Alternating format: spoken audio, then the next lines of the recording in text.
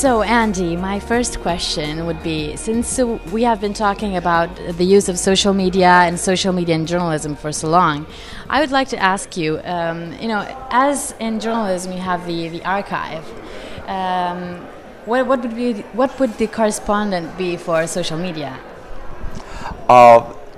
You could argue that we don't have it yet, because social media has a reputation of living in the moment.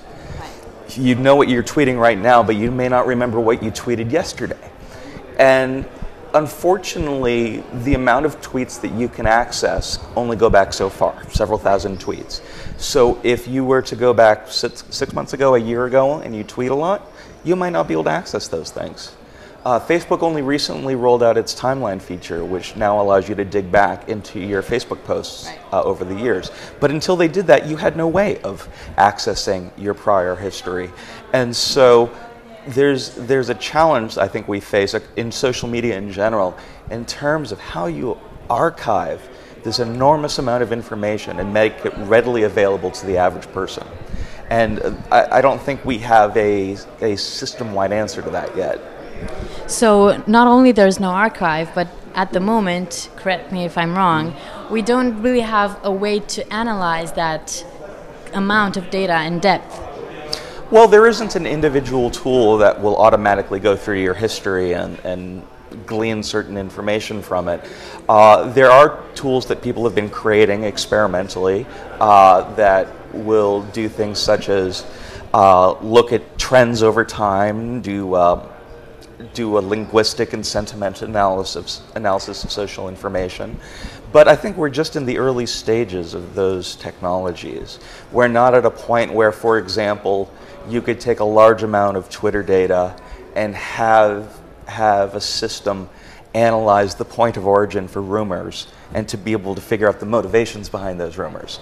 I've heard the CEO of Google discuss this idea of at some point we will have enough data stored, both social data and other types of data, that when a politician is speaking live, you will be able to detect whether they're telling you the truth or not in real time, because it will be analyzing facts from these archives.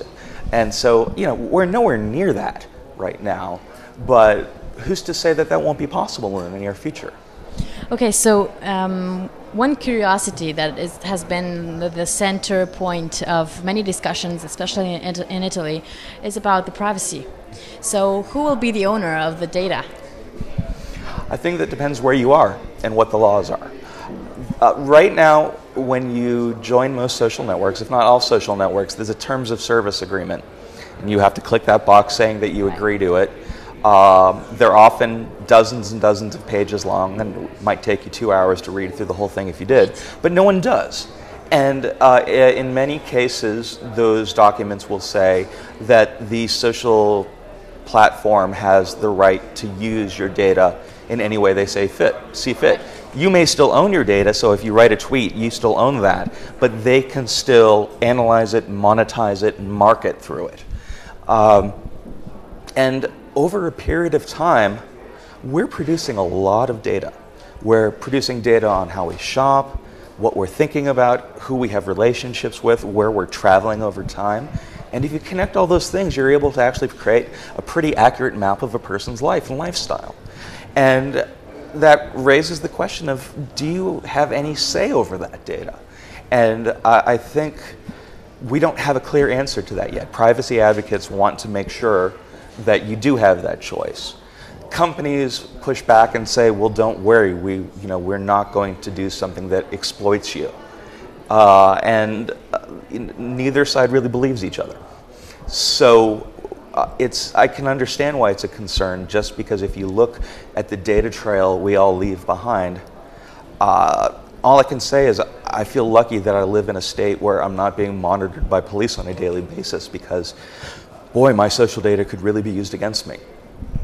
Right, so we were talking earlier actually about the tweets you gathered during the 1 year that covered the Arab Spring. Mm-hmm. So could you tell me how it could be used now with the tools we have now, and what would the hopes be, the projects be, if we had better tools and stronger tools?